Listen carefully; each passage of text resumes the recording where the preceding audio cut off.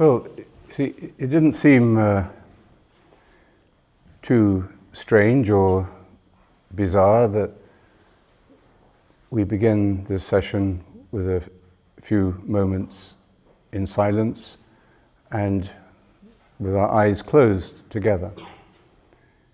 But of course, in most other groups, situations in life, institutions we belong to, this would be very weird. If you're a salesman and you go to your customer, potential customer, and then you say, "Fine, it's really great to see you. Let's just take a few minutes of silence together." Maybe less strange for a therapist. I think most medical practitioners would be very, and maybe patients, if they weren't prepared, would be reluctant to do it. Meetings with your bank manager.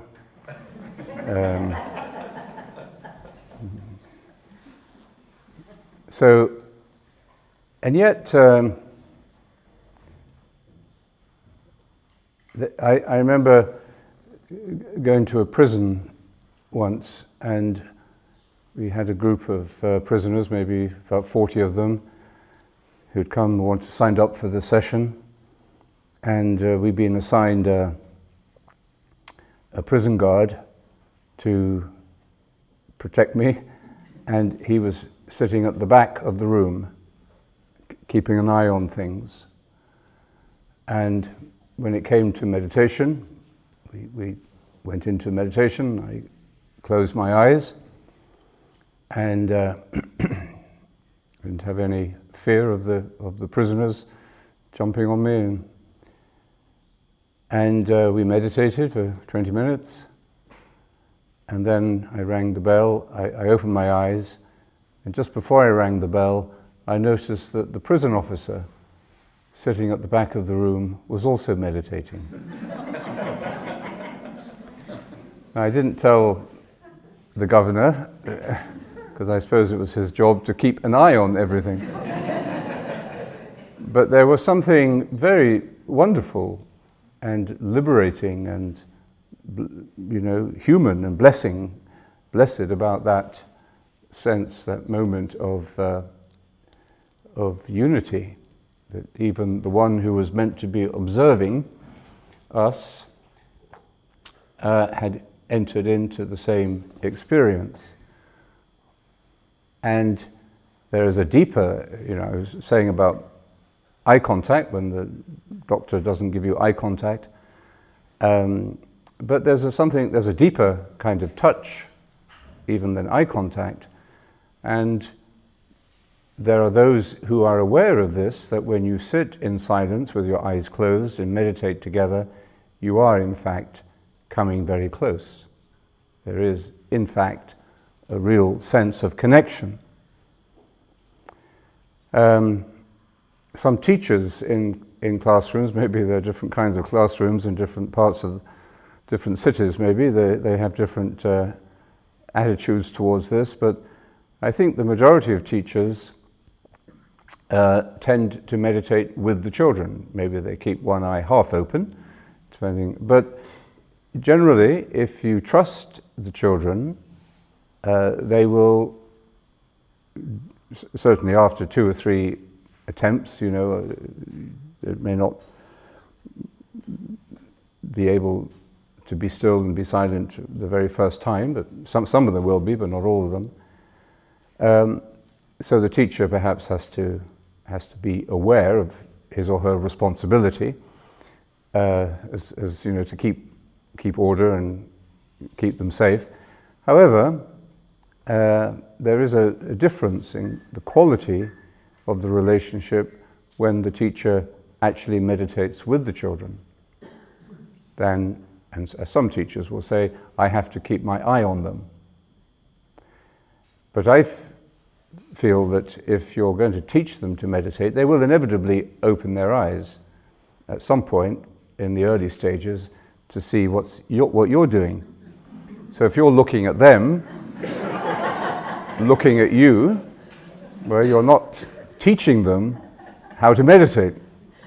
You're telling them how to meditate, but teaching somebody how to do something, you have to do it with them. And you learn by example, by participation, by imitation.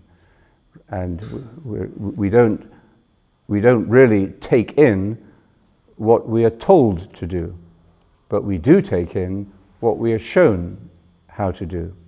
And then we trust it, and we go with it, and we learn, of course, from our own experience. So, I think what we've been talking about medicine, and by extension other institutions of society, which have begun to suffer from an excess of reductionism, excess of control, objectivity, this ideal of objectivity that accompanies the scientific method and the idea of reductionism, that the ideal is to be completely objective. And if we can take the human element out of a judgment, then that judgment is more likely to be a good one, a working, efficient one. But that's, true up to a point, except, of course, you can never become completely objective. There is no such thing as complete objectivity. Who decides what is objective? So we should, I think, recognize the value of objectivity, but integrate it with the subjective. And that's what we call a balanced judgment. That's what we might call, say, in the healing therapeutic relationship, a sense of a boundary that you won't cross out of an objective sense of what that relationship is and the needs and rights of the people involved. So a doctor or a nurse may be deeply caring and compassionate, but that doesn't mean to say that they will necessarily give their private telephone number and home address to every patient. That would be,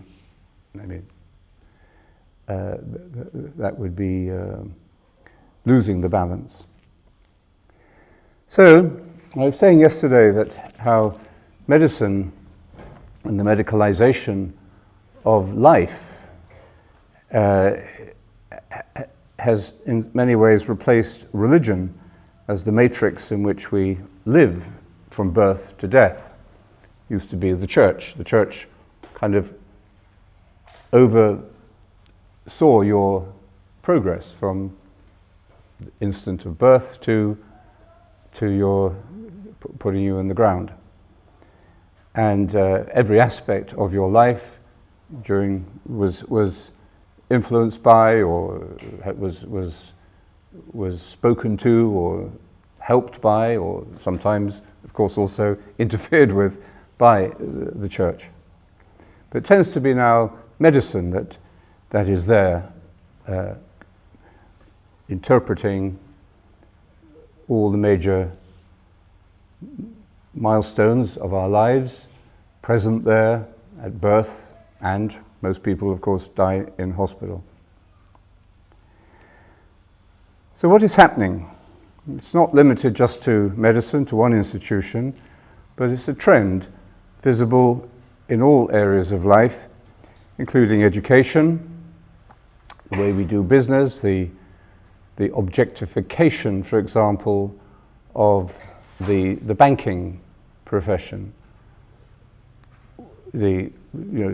subjecting that to a scientific method has produced some amazing and totally crazy but very lucrative for very few people ways of making a lot of money in a totally fantastic way. Wealth that is not related to anything real, but wealth that if you can cash it in quickly enough and don't get caught, you can cash and put in your bank or your hidden bank. And so we can see in really every area of life, in education, we can see how teachers often feel demoralized by the continuous changes in education policy, the politicization of education, the relationship of education to the economic plan. The purpose of education is primarily to, feed the economy.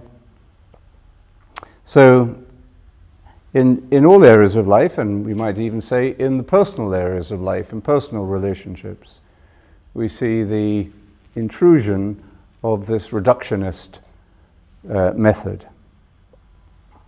The objectification of the person, the turning of the personal into the objective.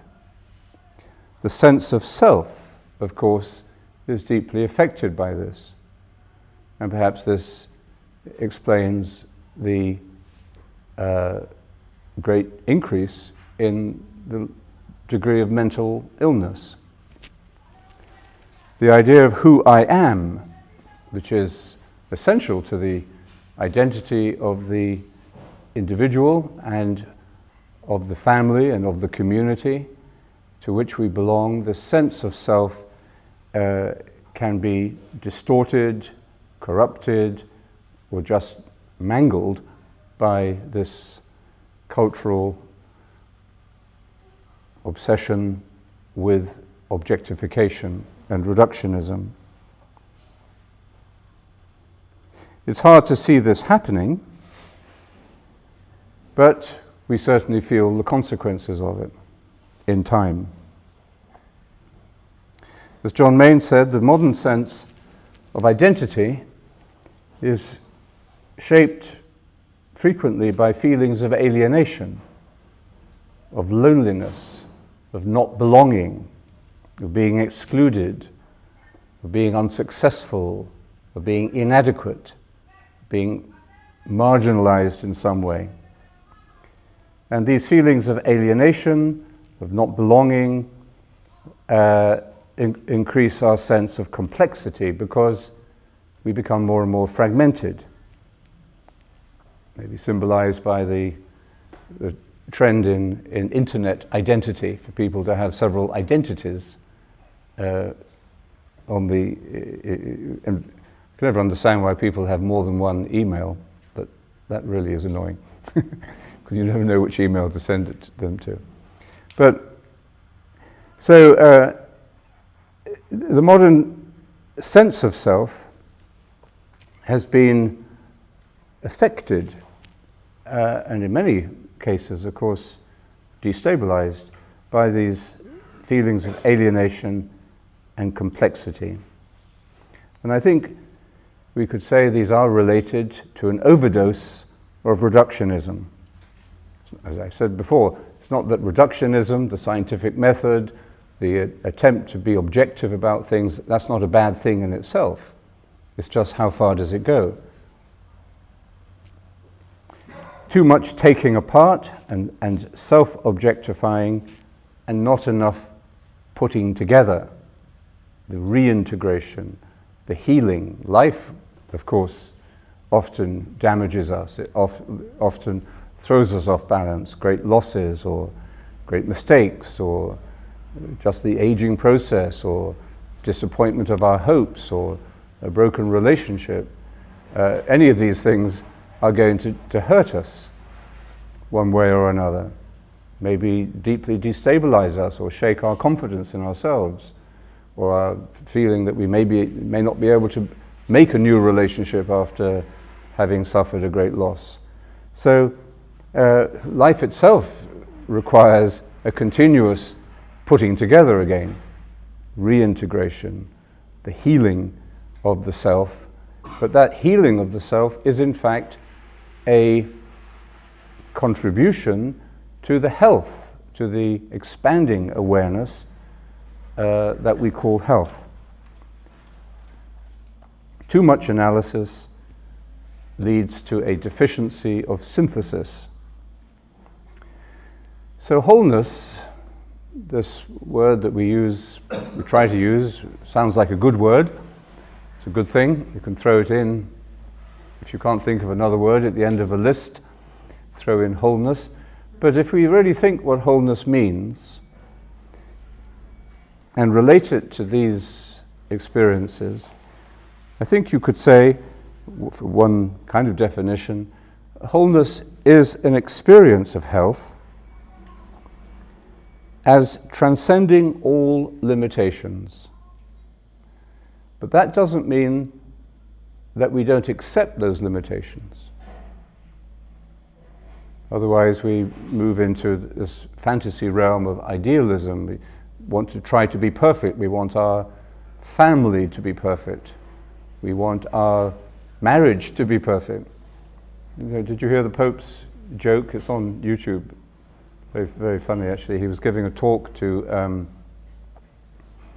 newlywed couples, and he was saying what you would expect a Pope to say to newlywed couples, and then it was almost as if he got a little sort of thought this was a bit predictable, and he said, of course there's no such thing as a perfect husband or a perfect wife. And then he smiled and he said, actually, of course, there's no such thing as a perfect mother-in-law either. And they all sort of woke up at that point, came out of their pious way of being, and then he like a good communicator, he started to get into a role. He told about 3 mother-in-law jokes in a row, completely gratuitously, and had them rolling around. The best one I thought was where, apologies to grandmothers, but the Pope said it. He said this young couple were going off to get married. Well, they got married, and the mother-in-law went with the couple on their honeymoon.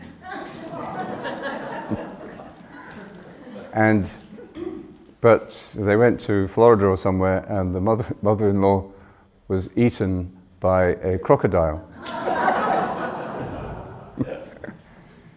So the husband, and also being the wife's mother, the husband went to see a priest, and he said, my mother-in-law has just been eaten by a crocodile.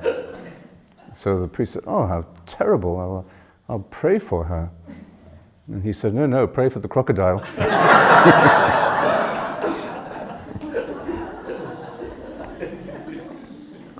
So wait a minute, how's that? Come back to wholeness, health. Oh, yeah. So wholeness, we could say then, is our capacity, is our experience of health, or our capacity to experience health as transcending all limitations while accepting them, overcoming this virus of perfectionism, which keeps us locked into an imaginary world rather than the real world. So we have to accept our limitations, recognize them, but it is paradoxically in accepting them that we can transcend them. This is also then our capacity for awareness, which I was talking about yesterday.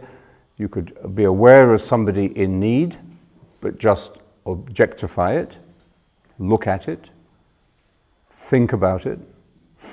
But then awareness should naturally move up the scale into attention, which is your personal attention to the personal needs of that person. And then that will naturally move even further up the scale into compassion. And compassion has this sense of identification, or this sense of oneness with what you are looking at, as we'll see in a minute, and then that must lead to action.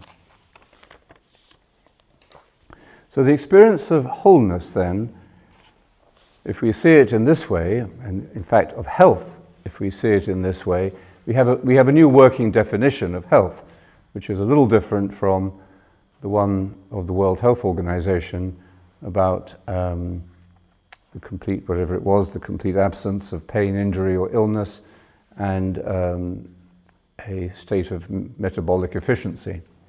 So we have a more meaningful, really, a more realistic way of understanding why we want to be healthy and what health really means. I mean, the fact that we want to be healthy is undeniable. I don't think anybody wants to be sick. We're all a bit frightened of being sick. But our desire for health, because our idea of health has been so medicalised, our desire for health, often expresses itself in, health shops. We call them health shops, don't we? I take multivitamins every day. I think they're a placebo, but they work. But that's about it. But in health shops, you walk into a health shop, you see, it's amazing. I mean, they're quite expensive too, all these health supplements, they're called, isn't it? To make you more healthy. And so we think of health as something that we ingest, having bought it, and having, in a sense, having a right to it. Then we rely upon experts to tell us which ones we should use. Probably the idea of health, and this medicalised idea of health, has been increasing. Maybe it isn't just the result of doctors by any means. I think doctors are, rather frustrated by that very often. But by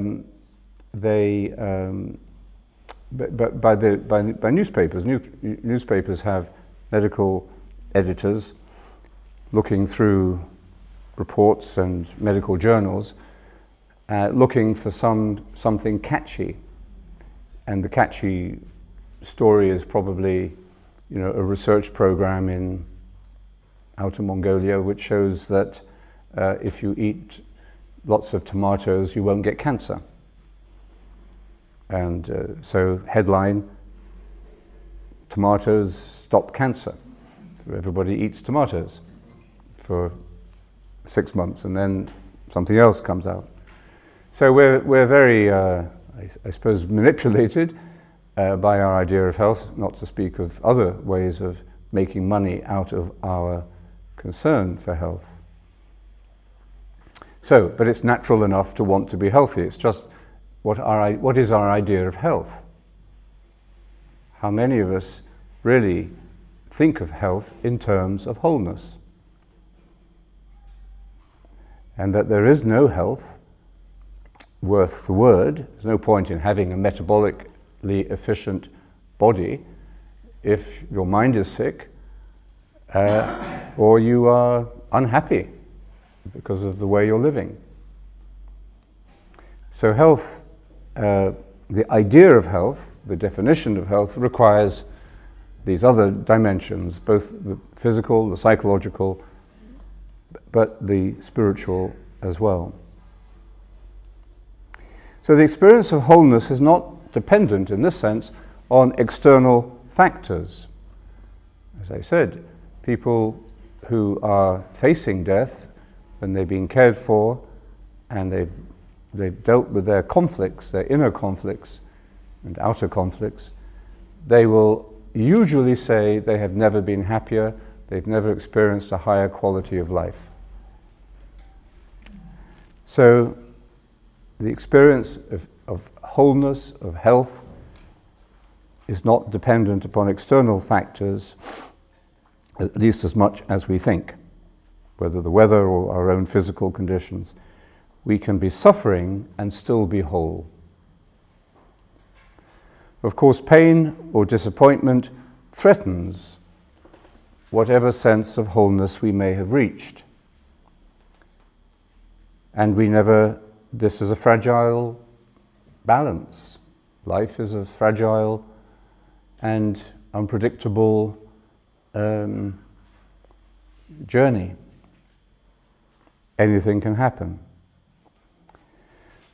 But the wisdom traditions tell us that these trials and tribulations can also be integrated. Now, maybe you don't think about that, you don't think it's possible, and you don't want anybody even to tell you that it's possible while you are in the first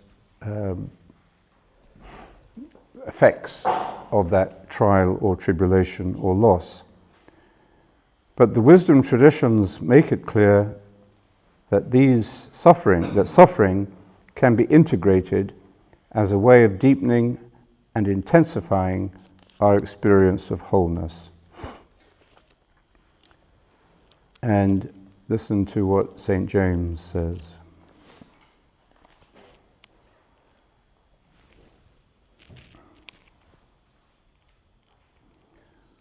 If he's still around, 1 second. Lost it.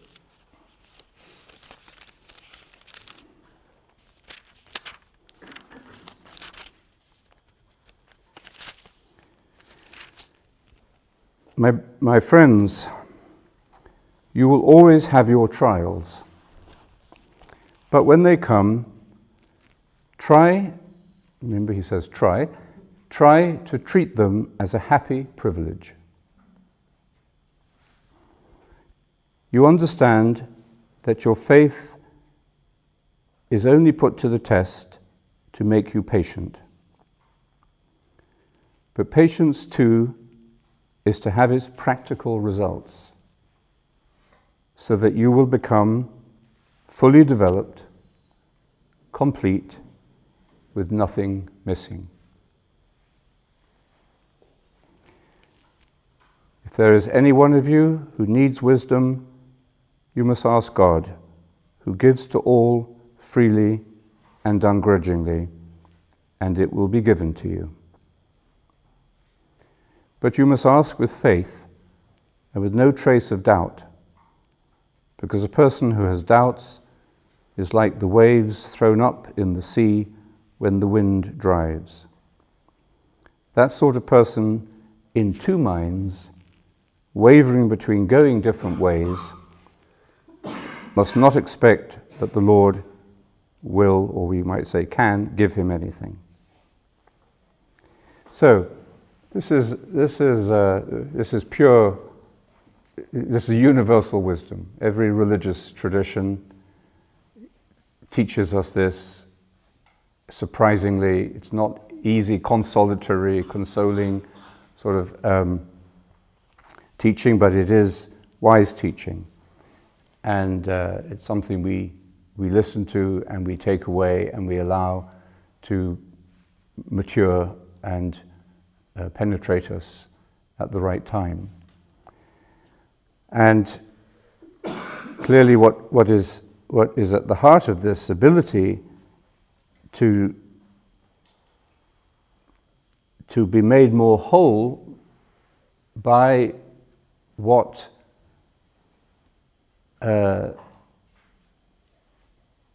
wounds us is to be single-minded, is this unity within the self.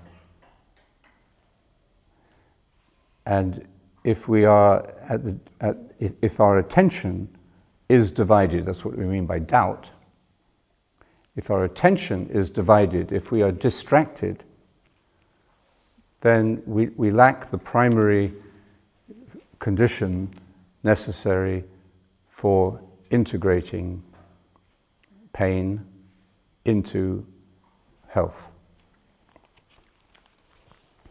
And that's worth thinking about when we look at our meditation too. If you only meditated when you had a good meditation, it's going to take you a long time. If you meditate, as he says, unwaveringly, you have this inner stability or this commitment or this regular practice, however you want to, whatever level you want to describe it, then it will have this effect. And he says his practical results. So this meditation has a very practical results, some of which you can even measure, but the more interesting ones you can't measure.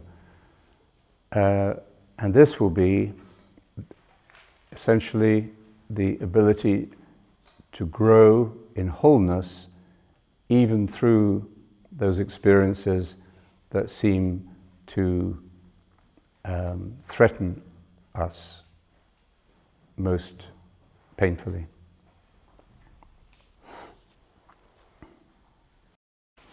So we've been looking at that model of the stages that we pass through on the way to wholeness, awareness. It's the first step. If you don't have any level of awareness, you're not there. We assume that to be human, to be basically alive, is to have some level of awareness and therefore always some hope. No one is unredeemable. We never give up. We might be realistic about some people, but we never totally give up. We can never demonize or totally exclude or wish to exterminate any individual, let alone any group of individuals. So that while there is awareness, there is hope. So it begins with awareness, but awareness has to become personal.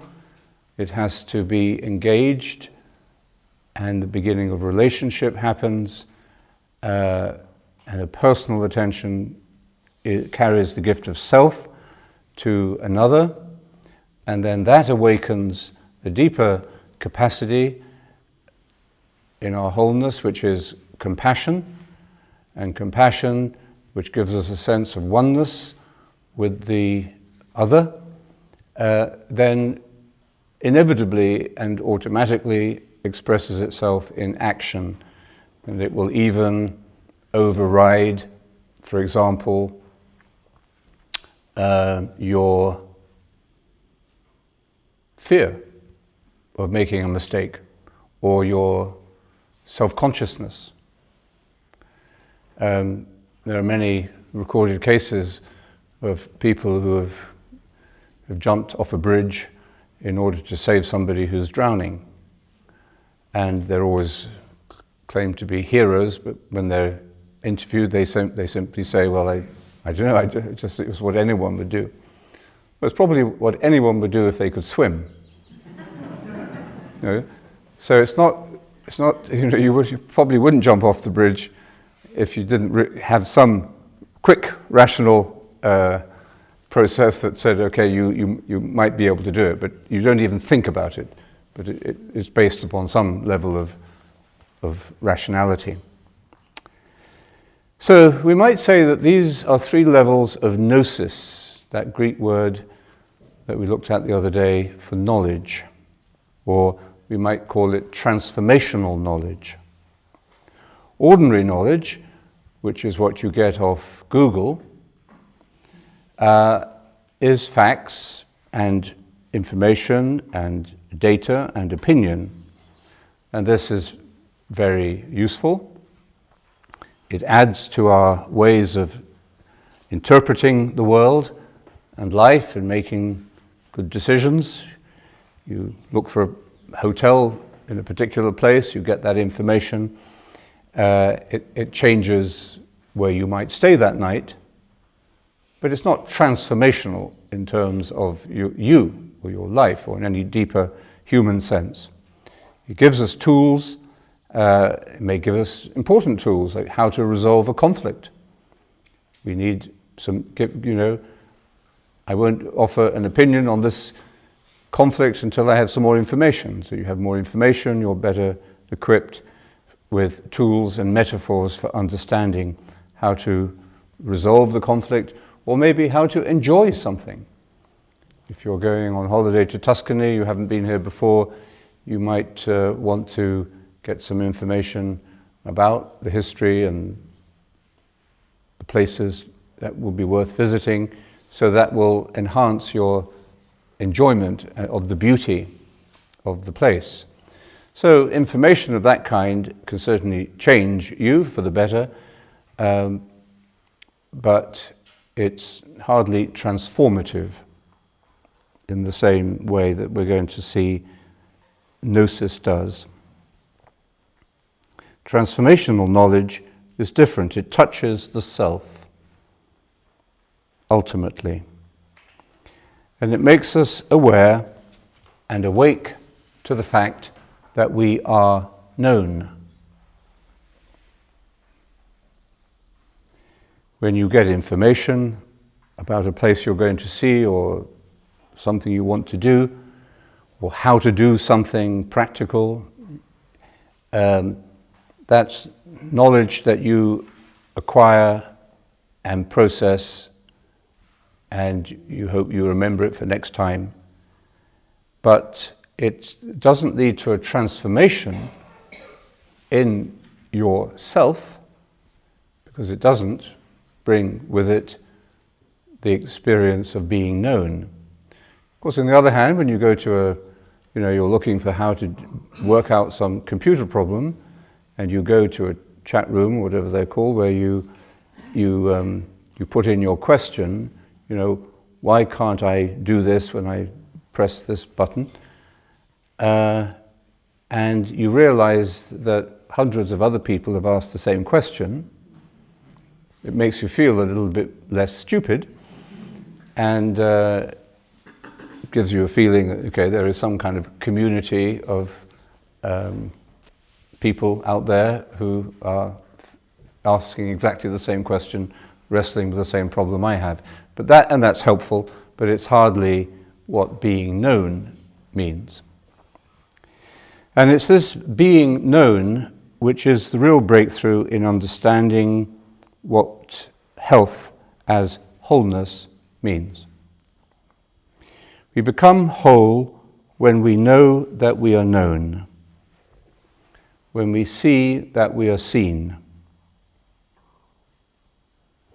There's a very powerful little incident at the beginning of the Gospel of John, where the two disciples of John the Baptist are standing with John the Baptist, and he points out Jesus to them, and then they begin to follow Jesus. This is a sort of a speeded up version of the Christian discipleship. So they follow Jesus, and then he turns and sees them following him. Following him. And that's the turning point. He turns and sees them following him, but they also, of course, see that he sees that they are following him. They see that they are seen. Now a relationship is possible. It's begun, in fact. And as Jesus never wastes time, he pops the question immediately to them, what are you looking for? He doesn't say, why are you following me? But why are you, what are you looking for? And then they reply with another question, in fact, where are you staying? He then gives them an invitation, come and see, and they go and see. But all of this now happens, the unfolding of that relationship happens as a consequence of this turning point in which they know that they are known, they see that they are seen. This opens them, it makes them, of course, when this happens to us, we become rather vulnerable. We don't feel that we are in the safe objectivity of the observer, hiding behind a screen or a camera, who can see but isn't seen. Now we're in a relationship. Touch is perhaps the great symbol of this experience. And perhaps it's why we speak about a healing touch, why being touched, we've all been touching the walls there, but why being touched is such an important part of the healing process and a sacrament of that healing, or an instrument at least of the healing process. Because we cannot touch without, in some sense, being touched. Otherwise there wouldn't be touch if you weren't being touched. We were touching the wall, but the wall in a sense was touching us. When that comes down to the human level, of course it becomes much more personal. Perhaps the desire to touch, which we see prohibited in art exhibitions and many social conventions, you're not supposed to touch people, is at the same time the need to be touched. So the fact that we want to put out our hand and touch, and depending whether you live in Scandinavia or in Sicily, you will be more or less free to do that. Culturally, it's culturally conditioned, but it's still a universal human need. This is why rape is the ultimate negation and perversion of this kind of knowledge, of this reciprocity of knowledge, of this transformative knowledge of touching and being touched. Because in rape, perhaps this is why it is used as a weapon in many military situations, touching is then a violation of the victim's right to choose to touch. At a personal level, there has to be a choice here, a freedom. And it is a gross fantasy that would lead us to violate that right, that dignity, that integrity, and it would deeply damage, it does deeply damage the integrity, the wholeness, not only of the victim, but of the perpetrator as well. So, it's about, this knowledge is a reciprocal knowledge, a seeing and being seen, a touching and being touched. And the mystical literature, the descriptions of the great explorers of the spirit, use this language freely and sometimes shockingly to try poetically to express what this experience of ultimate health, ultimate wholeness, which we'll come to see later, is what we mean by the experience of God, but what this means. Contemplation is the name we give to this gnosis, this knowledge that transforms us, because it unites the knower with the known, the seer with the seen, and the toucher with the touched. We call this non-dual, non-dualistic. There's a beautiful Christian expression of this. Well, of course, it runs throughout the whole of the Gospel, particularly evident in the Gospel of John, where Jesus is constantly referring to his Father, and where on several occasions he expresses, or St. John expresses through him, this union of the Son with the Father, and out of that union has come his relationship with his disciples and with, in fact, the world, with different degrees of awareness or attention. The fundamental Christian perception of the objective truth of Jesus is that his relationship with the Father is actually the beginning of a transformation that touches everyone, and it touches everybody's fundamental awareness. capacity to be aware. But how conscious or how developed that awareness becomes is obviously personal. It depends on many circumstances. But it is out of that oneness that Jesus seems, according to his own self-awareness, to proceed. Everything that he says and does comes out of that experience of oneness. The Father and I are one.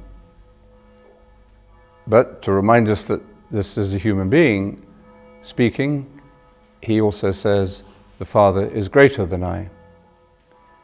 And then it is out of this oneness also comes his prayer,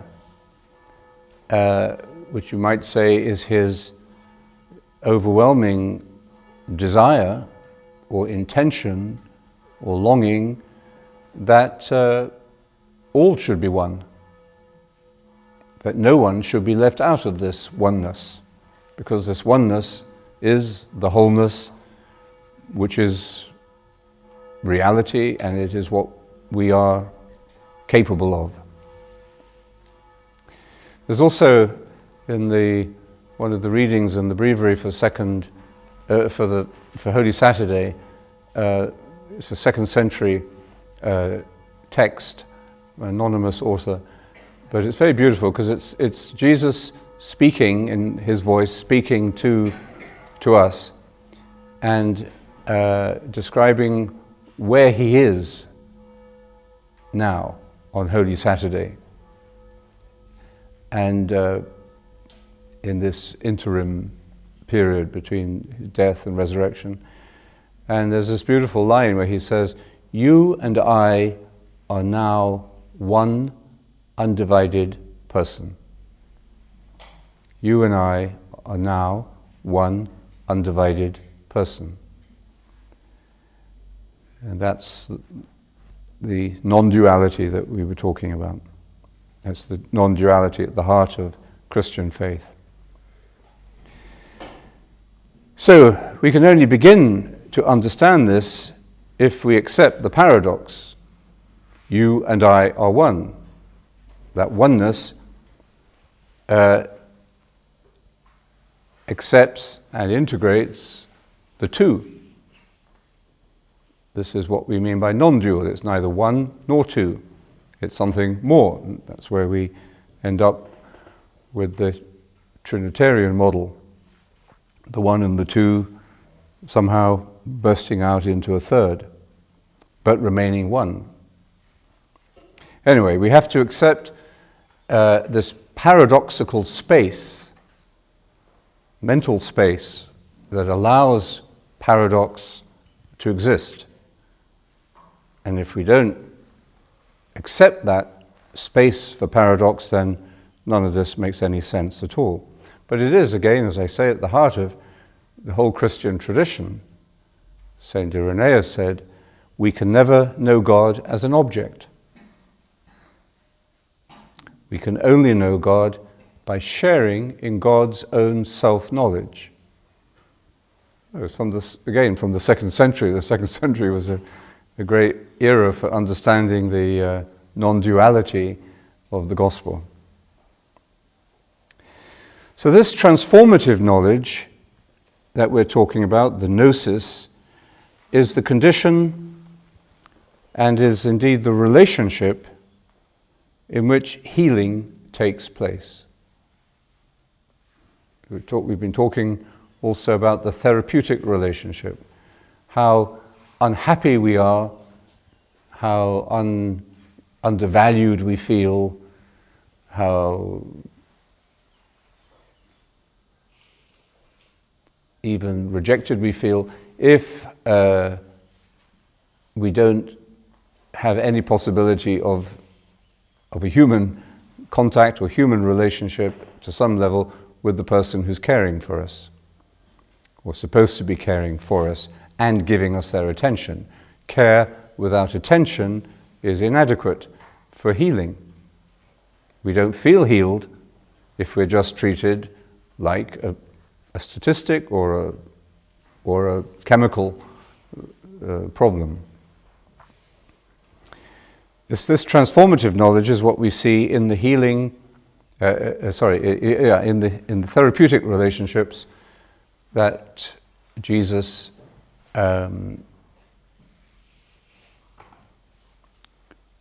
accepts or respects in the gospel. And in a way, so many people were coming to Jesus to be healed. He was probably like a very busy nurse. He couldn't spend the whole day with every person who was coming to him. But with every one that did come to him, he gave his attention. So sometimes it's not only a physical healing. In this case of the rich young man, whom Jesus has a conversation with, the rich young man, you remember, comes up to him and says, "What must I do to win eternal life?" And Jesus rather dismissively says, "Well, just obey the rules and keep the commandments," because you sense that the question is not coming from a very deep place. And but then the rich young man is shocked or moved by this, rather like King Ahab yesterday, and he says, "Well, actually, I do keep the rules. I'm quite a good person, but there's more." And at that moment, we're told in the Gospel of Mark, Jesus gazes at him and loves him. And so clearly a connection, a healing connection. And then he delivers his treatment. And the treatment is, go and sell everything you have and come follow me. Give to the poor and follow me. And at least on this occasion, the treatment fails. There's no cure, because the rich young man goes away with a heavy heart. But you might say there has been the beginning of a healing process. Certainly this rich young man is never going to forget, and who knows what he does with it. We don't know. We don't know the end of half of these really any of these stories in the gospel. We don't know what they do with the health that they've been given. Or in the case of Lazarus, when he's raised from the dead, we don't know how they live after that. We don't know about the prodigal son. Did he settle down? We don't know about what Martha felt when she'd been told that she was too distracted and Mary had chosen the better part. The purpose of these stories is not to give us the satisfaction of a happy ending. The purpose of the story is to shock us gently into engaging with the meaning, the deeper levels of meaning of the story. So we see this transformative knowledge that leads to healing within these encounters that the gospel shows us with the sick, with the handicapped, and in his relationship to those who appeal to him for mercy. The therapeutic relationship then includes both curing and healing. Curing, you might say, is just relieving the symptoms. Not a bad thing to do when the symptoms are painful. Or preventing them from returning, even better. Or delaying them. All good things in themselves that require skill and technology and intelligent attention. But healing is even more complete. in the sense that it touches the whole person, not just the symptoms, but it helps the awareness of the other to be lifted to the higher level of attention by focusing the healer's attention on him in this gaze of compassion. I'll say that again. So in the healing aspect of the therapeutic relationship, you, for example, if you're in that role, you allow and help the awareness of the person you're caring for to be lifted to a higher level of attention. That person may only be aware of their symptoms. Probably that's what they're concerned about. But you can help to raise that level of awareness to attention because you focus on them, on that person, your attention with that gaze of compassion. You yourself are not unaffected by this, of course, as the person who seems to be the one helping, or is the one helping the person in need. But the focus of attention, I mean, Jesus felt power going out of him, didn't he? But the focus of attention is the other, the one in need, and the well-being of that person. So I think medicine, having medicalised the human condition as much as it has, is struggling today to regain this healing dimension of its mission. This is the mission of medicine, ultimately. And it's struggling to reconnect it to its work of curing. We should always attempt a cure, for as long as a cure seems reasonable to hope for. And that relationship, or the regaining of that relationship between curing and healing, that happens within this experience of attention, that would create what you might well call contemplative medicine. Religion, to take another social institution, has also today suffered because it has excessively externalized and objectified God. And it's surrounded the experience of God that's available to us, for many people, with a force field of man-made morality and idolatry. All of the things that prevent you from experiencing this reality that we call God. And religion today is also struggling to regain its contemplative dimension, which is that experience of a personal relationship with God at the core of the human being. So, cure and healing. A cure changes us for the better. We shouldn't underestimate the importance of cures, of course, but it is temporary. No cure lasts forever, because the human condition is mortal. But healing transforms us for the better and for good. It's a lasting, enduring experience.